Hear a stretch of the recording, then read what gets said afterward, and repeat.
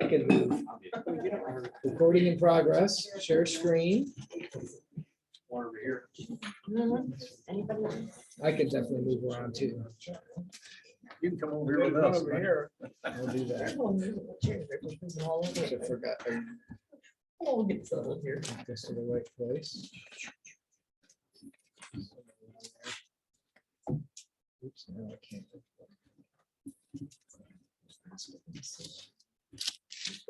That's not it.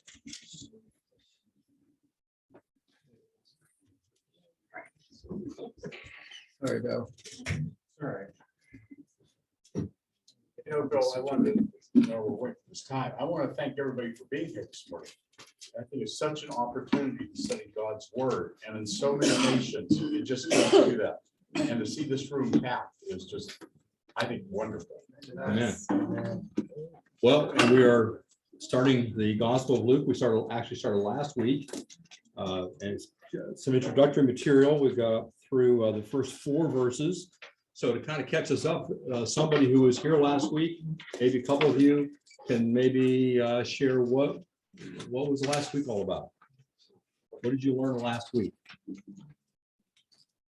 Go ahead, John. Yeah, I'll start off. I like the way my Bible reads it. I may not be reading Bible. Because many were willing to write an account of those events which we are persuaded. So he's giving an account of the eyewitnesses and the people who actually experienced Jesus, and is putting it in an orderly order. And how does that inform us concerning this gospel we're going to spend time in? It was an eyewitness account. He spoke to people who were there with Jesus. Mhm. So it was like firsthand information, I guess is what I. Yeah. That he has done a lot of research and he's presenting it as a historian or what we would consider like a journalist of our day. That he went around. Well, not journalists our day, because they don't really do journalism. But yeah, let's stick with historian.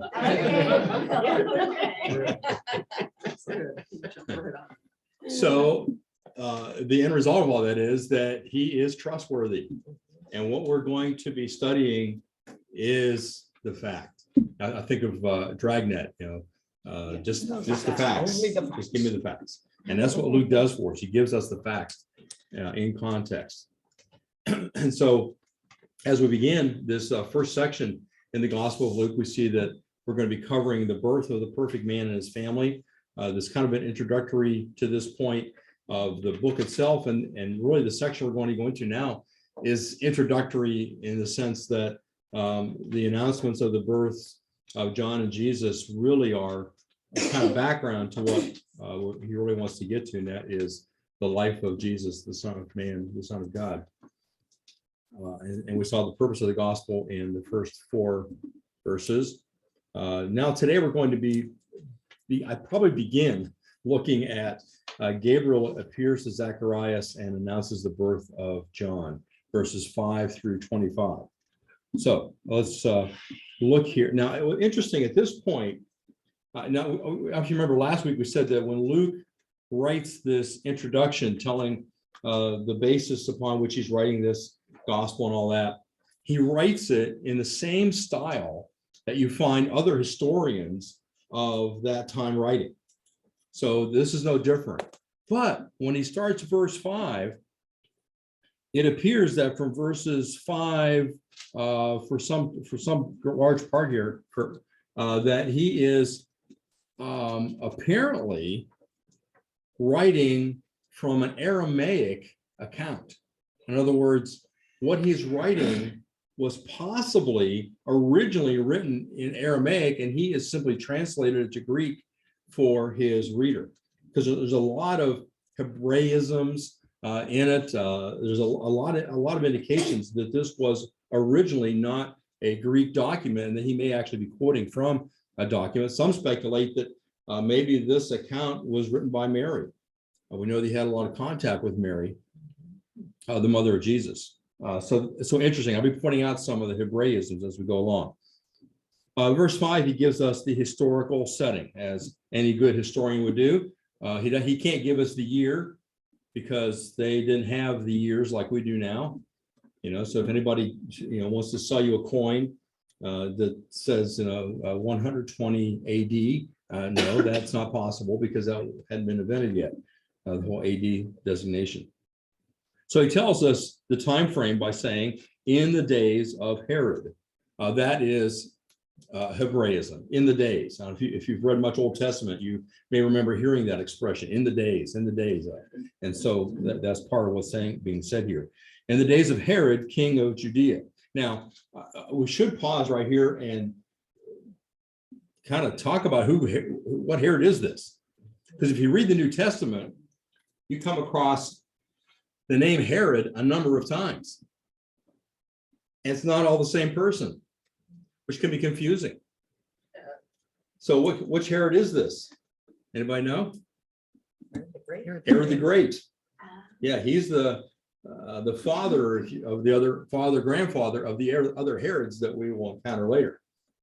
Herod the Great is the Herod of the nativity of Jesus and the one who attempts to kill Jesus. And then he dies long before Jesus comes on the scene in his ministry. And that's a different Herod later on. I would love to spend time going over with you where Herod the Great came from, how did he become king? But I'm going to be covering that in New Testament times on Sunday evening sometime soon. And so as not to be too repetitive, I will simply invite you to come out to New Testament times, and you'll find all about the fascinating history of Herod. He was not a Jew. He was an Idumean, which is another way of saying an Edomite. And the Edomites came from, now I'm actually not going into much detail here. I'm just going to give you a little bit of smattering. You may think, I thought you weren't going to go into this. Just a little tiny bit. Who are the Edomites? Descendants of who? Esau. So Herod the Great is a descendant of Esau. What kind of relationship was there between the descendants of Esau and the descendants of Jacob? Yeah, not good. It wasn't good between Jacob and Esau, and it didn't get any better as time went on. Won't go into all that. So Herod the Great really gets on the throne of Judea through the appointment by the Roman Senate. So he's there, an appointed king by the Roman Senate, ruling over the Jewish people, not being a Jew himself, trying in many ways to accommodate himself to the Jews. But again, there's a lot more to that I'll go into on Sunday night, probably not long from now. All right, so that's essentially Herod. He's the king of Judea. Now, any questions that are not too specific about Herod the Great before we go on? Yes. Now, Esau was the son of Isaac. Mm-hmm. So he still had the same father, but technically by God's saying Jacob is Israel now, he is the same blood. He just Yeah, they're isn't- both, and you can trace it back to Shem. They're both Semitic, but just like the Arabic people, they're descendants of Abraham, but Yeah. great animosity But he's between not- the but he's Arabs not and considered a Jew Israelites. or a Hebrew, even No. though his dad is Isaac. Right, Okay. because only Jacob is called Israel. Okay. Esau is not. Okay, any other questions? All right, let's go on. So we know the time frame. It's when Herod was king of Judea. And that ended. I won't get too much into this. There's some disagreement as to about when Herod died. I think from the research I've done, he died probably in 2 BC. All right, so he was ruling for I think about 40 years prior to that. So that gives you an idea of date-wise what we're talking about. All right, so during this time, there was a priest named Zacharias, or Zachariah, if you want to put it in Hebrew terms. Zacharias is the Greek, Zachariah is the Hebrew, and I may use them interchangeably, so you'll know that if you hear me say one word or the other, it's the same person. Literally, it says there arose or came to be a priest, which is another Hebraism. Now, we're told more specifically about Zechariah that he is of the division of Abijah. And he had a wife from the daughters of Aaron. All right, what's this division of Abijah? Well, there's so many priests, they were divided up into groups, which they called colleges, and not in the sense that you go to university today, but in the sense of, we think of the college of cardinals that elect the Pope, so it's just a division. And there were 24 groups of priests. This was done when they came back from Babylon. Each of these groups did duty in the temple for 8 days, from one Sabbath to another, once every 6 months. The service of the week was subdivided among the various families, which constituted what was called a course. On Sabbaths, the whole course was on duty. So that's where there's the overlap. On feast days, any priest might come up and join in the ministrations of the sanctuary. And at the Feast of Tabernacles, all the 24 courses were bound to be present and officiate. The course of Abijah was the 8th of the 24. So maybe that's not a little complicated, but we're just, Luke is pointing out to us exactly what group of priests Zechariah belonged to. So again, this points out the historicity of what he's saying. He's not just saying once upon a time there was a, he's telling us exactly what group he was in. And then very interesting, he says he had a wife from the daughters of Aaron. Now, why put that in there? And what does that mean? A wife from the daughters of Aaron. Is it different than being part of Abijah? Because, I mean, Aaron was the beginning of the priestly line. Mm-hmm. So wouldn't he have been from Aaron? Or is it saying that she was a direct descendant from Aaron? Yeah, I think that's what it's saying. So for the Because priestly, the priestly legacy that Christ is, well, that John will have. Yeah, so not only, now if you were in the tribe of Levi, which would be the priests, that would include descendants of Aaron, descendants of Moses, and other, and Miriam. So those would all be in the tribe of Levi, and probably others as well. But she was a direct descendant of Aaron. Now, if you were a priest, you could marry within the tribe of Levi. I think you could even marry outside the tribe. But this specifically tells us that not only was his wife in the priestly tribe of the Levites, but was a direct descendant of Aaron. What's the importance of that? The appointing of the anointing, kind of like Elisha laying on the mantle. It doesn't something come from the blood, the mother, the legacy, the heritage, or something like that to the children. I'm getting it. Yeah, I'm not sure about that aspect of it, but it is basically saying this, that Zechariah was not just an ordinary priest. I mean, he was an ordinary priest in a sense, but he was married to someone who was a descendant of Aaron, which meant he had like a double blessing. He was considered to have been great because of the marriage. Who you're married to makes a difference. As someone has said, it's like a preacher being married to a preacher's daughter. There's a lot of good stuff there. And then we're told her name. Her name was Elizabeth. In Hebrew, it's Elisheba. You probably can't read all that, but I put it up because I didn't have a real picture of her. And Elizabeth is the spelling in the Septuagint, in the Greek translation. But let me tell you what we know about this word Elisheba. Well, you may recognize, what do you see there that you? Elisha. And Elisha is a combination of, first of all, Eli. What is Eli? Yeah, my God. Remember El? If you remember some weeks ago when I spoke in church, Eli, my God, Eli. So the feminine name Elisheba is a name that means God. And literally it's the word seven, but that has a connotation of an oath. So it's God's oath or bound to God with an oath. There's this idea of God and an oath. The name only occurs once in the Hebrew Bible, and that's in Exodus 6:23, talking about the daughter of Aminadab and sister of Nahshon, who is introduced as the wife of Aaron.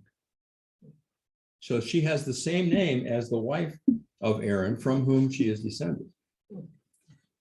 Now, for Luke to include this, for any Jewish reader, and primarily he's writing to Gentiles, but any Jewish reader would recognize and remember, oh, that's pretty important. She has the same name as the wife of Aaron, and she's a descendant of Aaron. That means she is a pretty important person, genetically at least.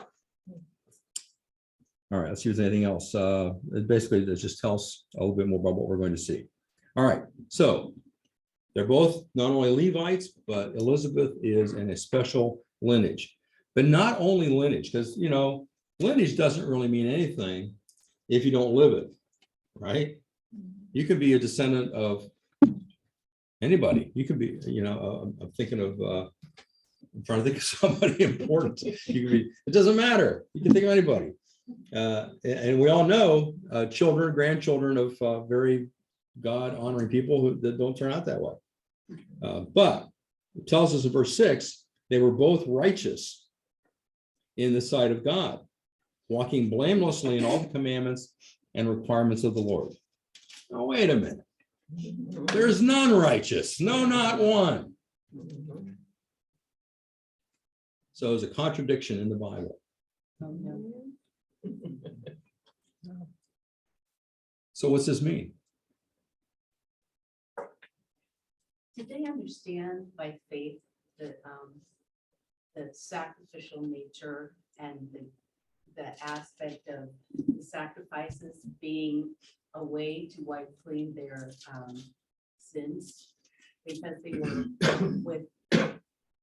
were righteous in the sight of God, meaning they obviously had a relationship with God. Yes, and without getting too far afield, recently I've become more aware of how our perception of Old Testament sacrifice is so tainted in a sense by our understanding of the sacrifice that Jesus made, that we project that back on Old Testament sacrifice. Old Testament sacrifices were not to take away sin. There was no sacrifice for sin, for deliberate sin. There's none. It was all for unintentional things. In fact, what's called the sin sacrifice is really a misnomer. It was not a sacrifice for sin. It was a sacrifice of decontamination. And we're going to get to that a little bit later, so I won't say any more about that. But so what's the saying? They're both righteous. She explains it, or Luke explains it by saying that they walked blamelessly in all the commandments and requirements of the Lord. In other words, by their walk, by the way they live their lives, people would look at them and say, these people are righteous people. They keep the commandments. They keep the requirements, the ordinances, the legal requirements, all the Levitical ordinances. They keep all this. It's not looking at the fact that they don't have, they're sinless. It's not looking at righteousness in the eyes of God. It's looking at it says righteous in the sight of God, but as far as how people view them, that they are keeping the commandments. So they were righteous people from that standpoint. It's not talking about being sinless.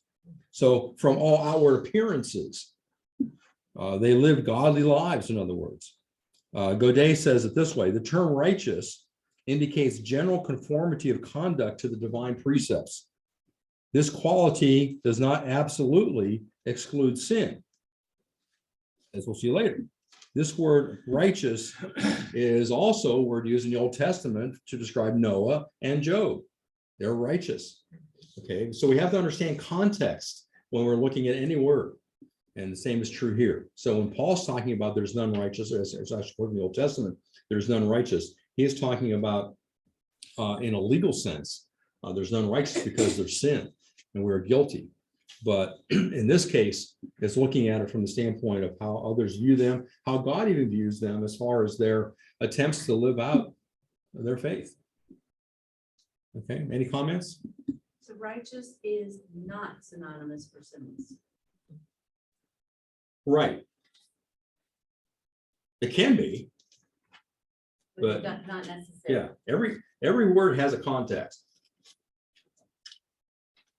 And we do an injustice to God's word if we say a word always means a certain thing, because it doesn't always mean a certain thing with us either. And I could go into a lot of examples, but you know what I'm talking about. So we always have to look at context. All right, so these are two people that seem to be in a prime place of blessing. Would you not agree? They're in the tribe of Levi. She's a direct descendant of Aaron. They live a life of holiness, which they put their faith into practice. They should be blessed, shouldn't they? Shouldn't God bless them? But he hasn't. Look what it says next, verse 7. But they had no child. Yet. At this point, they had no child because Elizabeth was barren and they were both advanced in years. Okay, so first let's talk about having no child. What's the import of that in that culture? No heir, no legacy. What was that? No heir, no legacy. No heir, no legacy? Punishment for sin. It would appear to be a punishment for sin. God's not blessing me. And the more children, especially male children, that they had, the better supposedly it was. Yeah, that indicate the blessing of God. It also provided a means of your survival in old age. No welfare, no social security, all that stuff back then. But notice what it says next. Elizabeth was barren, and they were both advanced in years. Now, what does that tell us? Yeah, but what does that tell us about the situation? She's Yeah, have no child and no prospects for having a child. The time is over. And could you imagine they're pretty much resigned to that fact at this point? Yeah, this advance in years is, I thought I had a note here about that. I don't see it. Well, let me ask you this. Can you think of other people that appeared to be righteous people that God withheld children? Okay, too many at once. Sarah and Abraham. Hannah.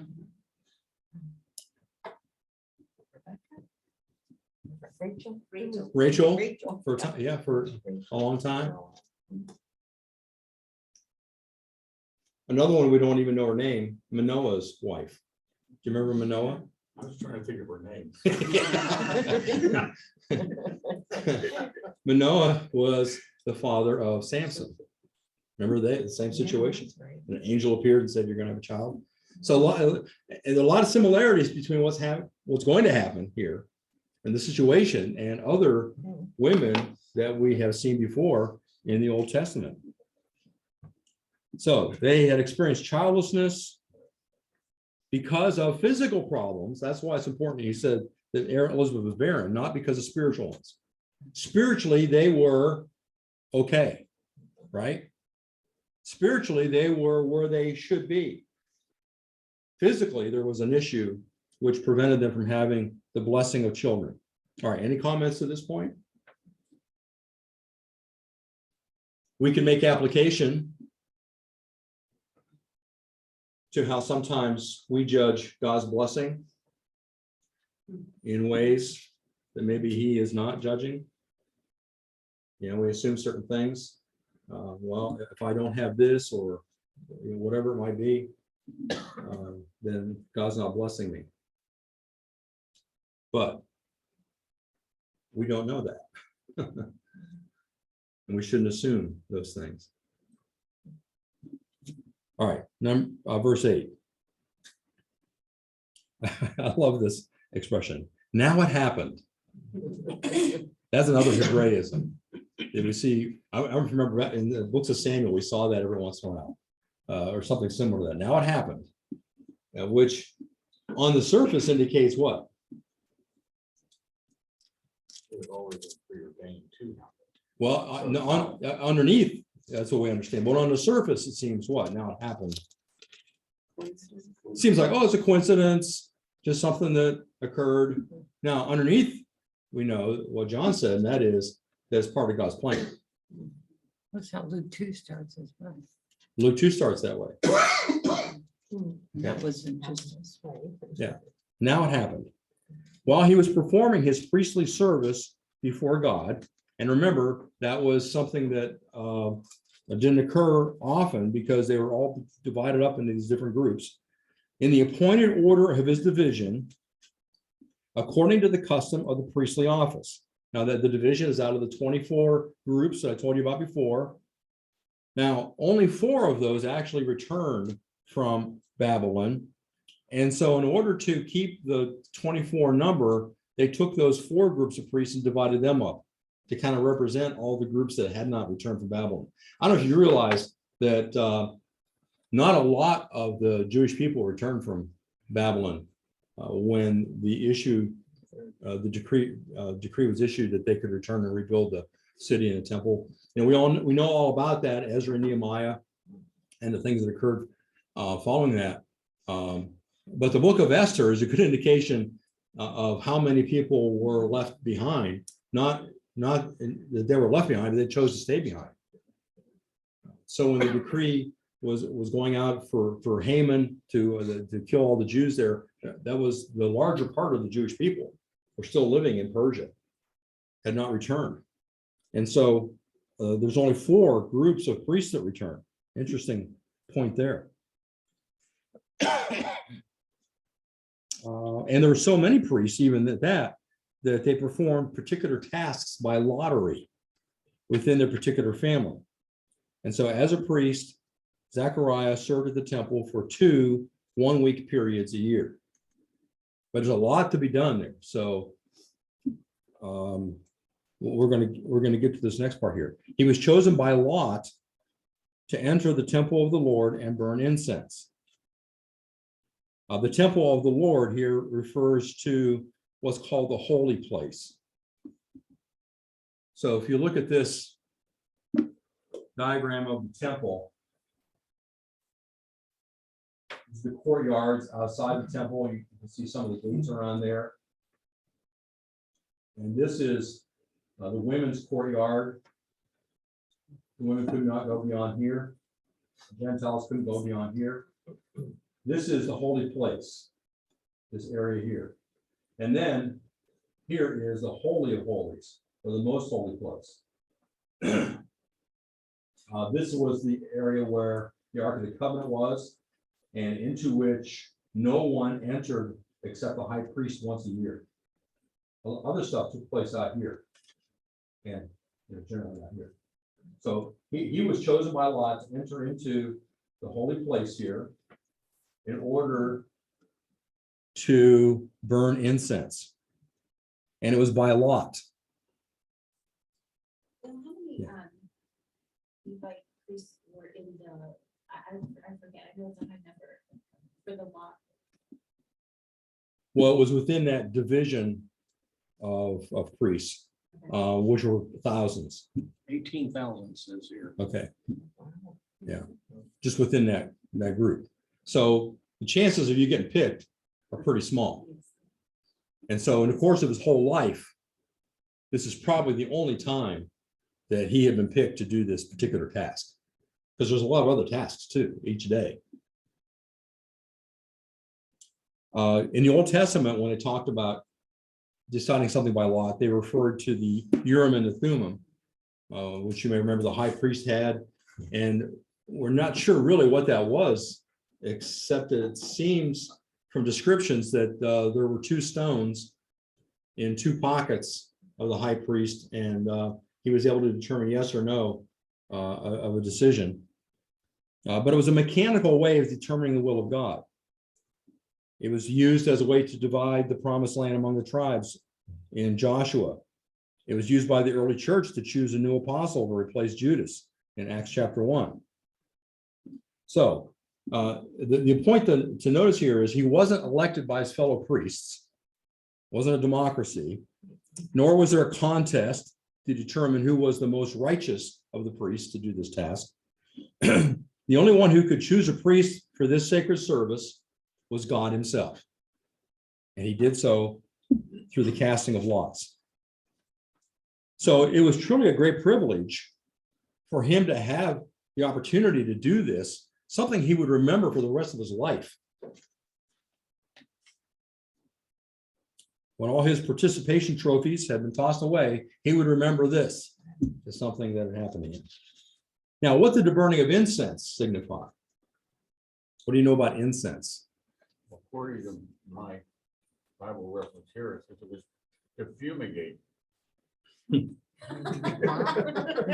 So my assumption, which is not a good term, is that it was to clear everything out to be pure. Okay, there is a sense of that, but I think there's a more symbolic. I mean, that may have been practically what happened. Symbolically, what was it, John? When the worshipers would see the smoke rising from the incense, they would pray. And the prayers were rising with the smoke. Yes, so incense was symbolic of prayers going to God. That's essentially it. And as we think about that, if you think back to the woman after whom Elizabeth is named and her husband Aaron, can you think of any other incident regarding incense? Well, I'm thinking of Manasseh's wife, who I will remember her name shortly. That angel you speak of wouldn't give his name. And it was probably Christ. Yeah. And at the end, they're asking him to eat, and he says, no, but I will, blah, blah, something. And then at the very end, he enters into the fire of the sacrifice that they built, and he goes up as incense goes up. So that's the picture when we're talking about this that I get in my mind, Okay. and I think that they knew. Okay, Yeah, that's an interesting correlation. yeah. Let's go back to Aaron. What relationship is there between Aaron and the first offering of incense we find in the Bible? The first offering, not Aaron's first offering, but I'm thinking of his sons Yeah. that brought false fire. They were so excited with all the stuff that God had given them and the privilege they had to be a part of the priesthood of this new system being set up, that they, in their exaltation, offered incense to the Lord. And the Lord was so happy, he rewarded them, right? Killed them on the spot because they were going outside of the parameters that he had set. They were doing it their way, not God's way. So you think about Elizabeth. I mean, she knows about that. And now her husband has been chosen to offer incense. I wonder if it's going through her mind. I hope he does it the right way. Right?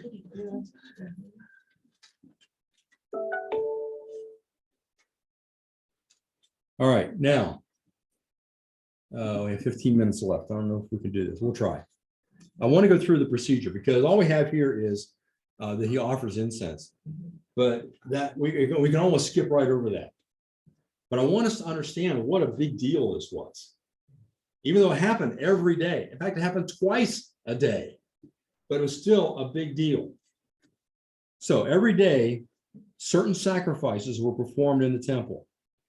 The Jewish day was divided into 12 seasonal hours.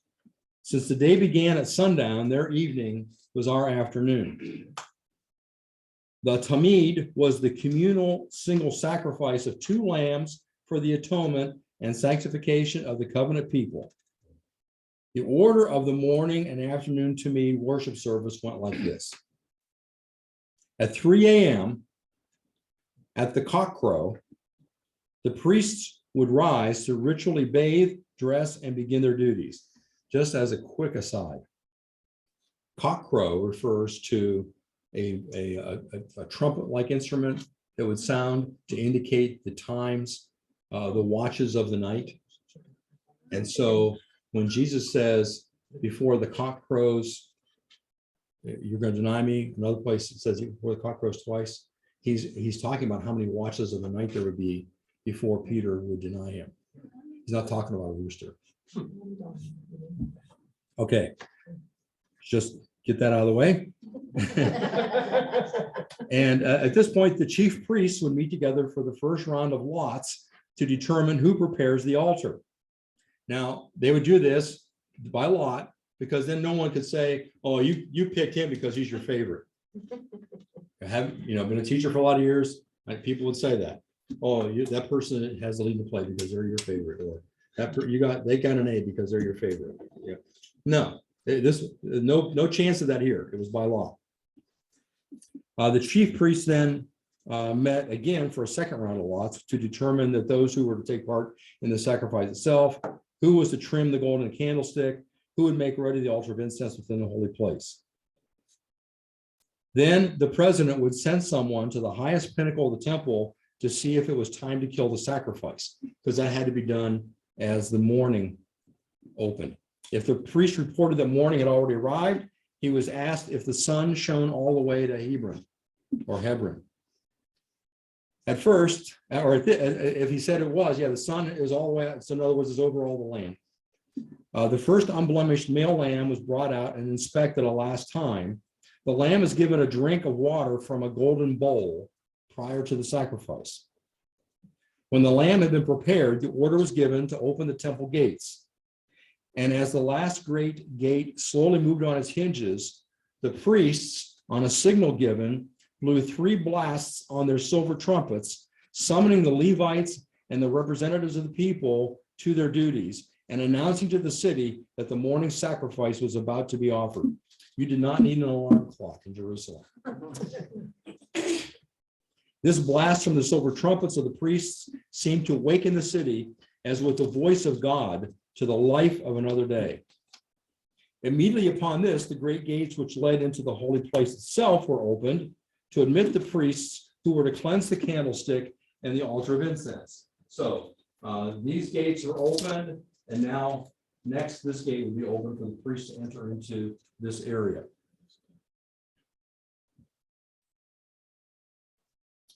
By the way, sometimes I use the word candlestick because that's how Edersheim and some others that I've used as sources call it, but it's not actually candles, it's oil.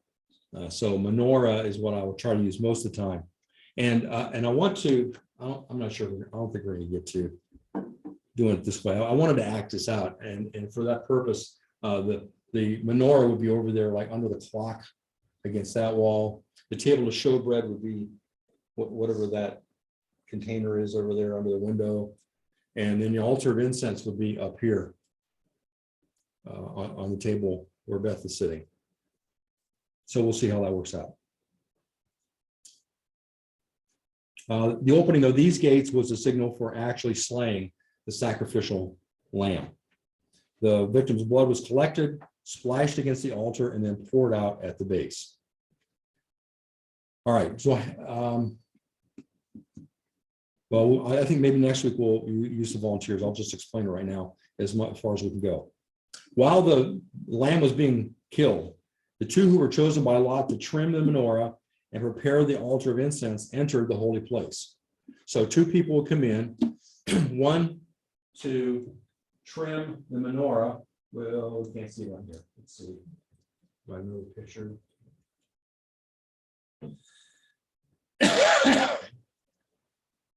Let's see here. It should be over in this area along this wall here. But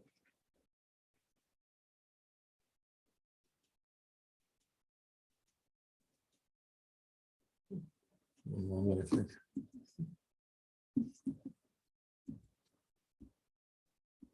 No.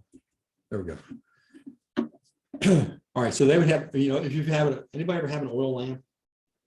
Okay, a lot of you have. So, every once in a while you have to trim it, right? Otherwise you get a lot of black smoke and all that. So that's what they would do. Every morning they would go in and one of the priests would trim the wicks of the menorah.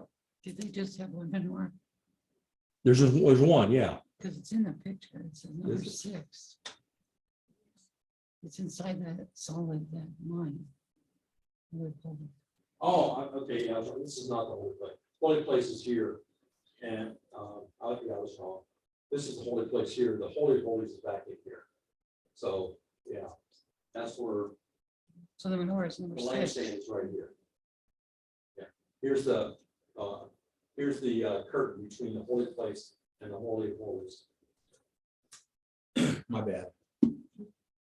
Maybe this picture's better. Yeah, so in here, this is the holy place.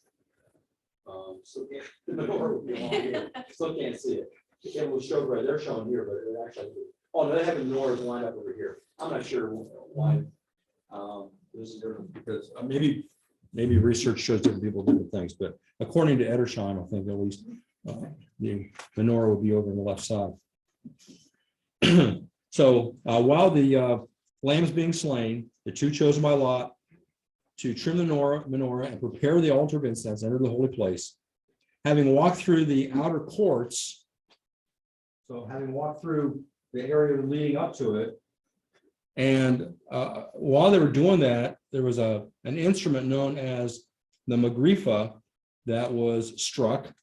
Now, what this was exactly, I haven't been able to find out because there were different ideas. One person said it was like a gong, so hitting a gong as we're walking through.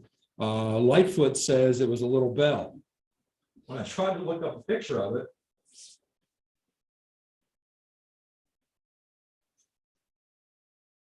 this is what I found. Looks like an instrument driven by air. You got a bellows there, and air comes out of these and makes a sound. That was maybe a later development, I'm guessing. Probably not. I mean, probably originally it was a gong or a bell. I don't know, but they had some kind of a musical instrument as they were going in. The first organ. Yeah. So when the Levites heard that, they would all assemble and were ready to lead the gathered people in songs of worship to God. Now, as nearly as possible, while the lamb was being slain outside, the first of the priests took with his hands the burnt coals and ashes from the golden altar, which I'm assuming is the brazen altar of sacrifice. We can go back. So he would take coals from this by hand and carry it into the holy place.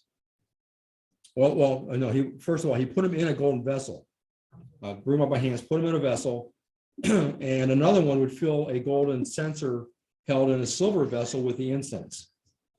The first one would then withdraw, leaving the golden vessel of ashes in the holy place. Similarly, as the blood of the lamb was being sprinkled on the altar of burnt offering, picture that over there on the huge altar, the second priest ascended the 3 steps, which were made out of stone, which led up to the menorah. So there should be 3 steps leading up to the menorah over here, which we don't see pictured.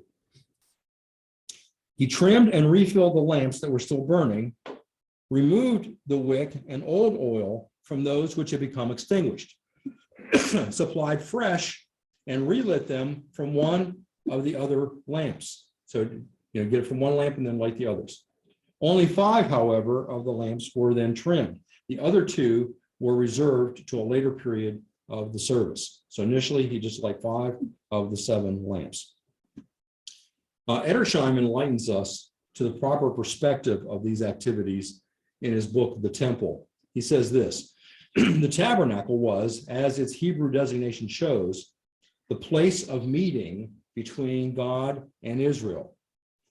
The sacrificial service, that which made such meeting possible. So in other words, the only way that the people of Israel could meet with God was based upon the sacrifices.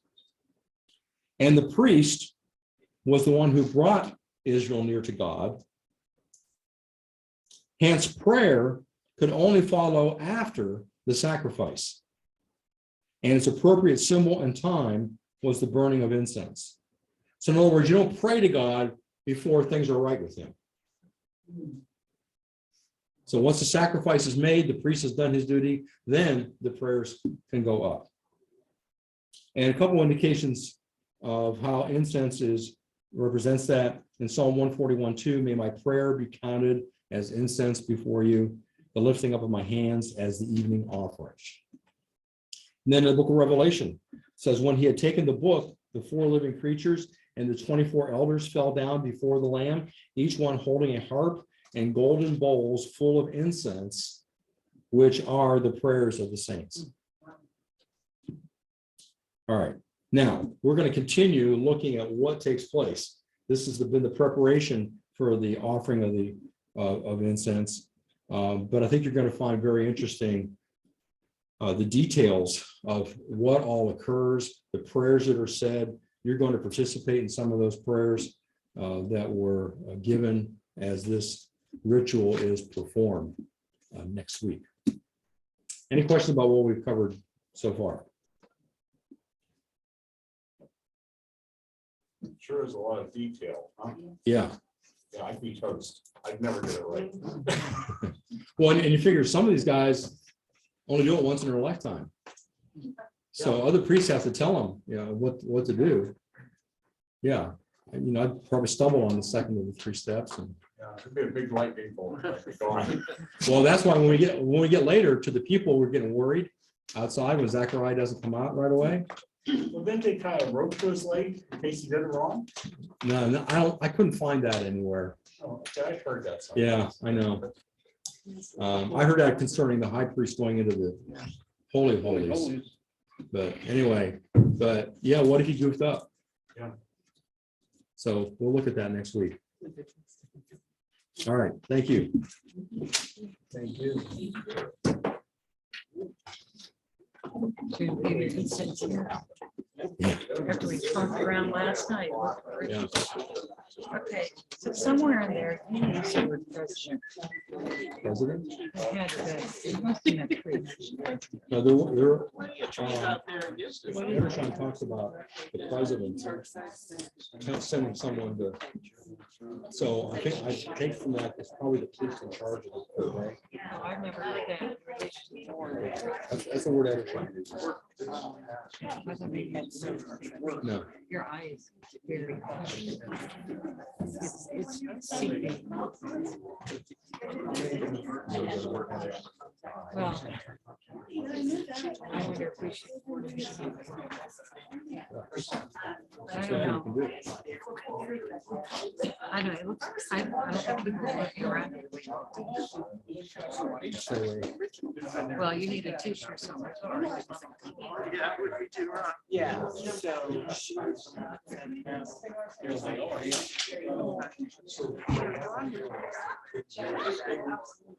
Just gonna leave the incense here. 5 pastors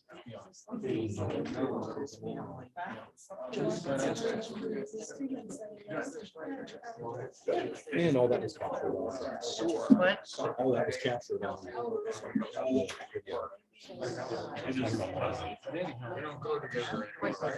The video is showing this. Oh, did I send it by your eye? It wasn't turned on.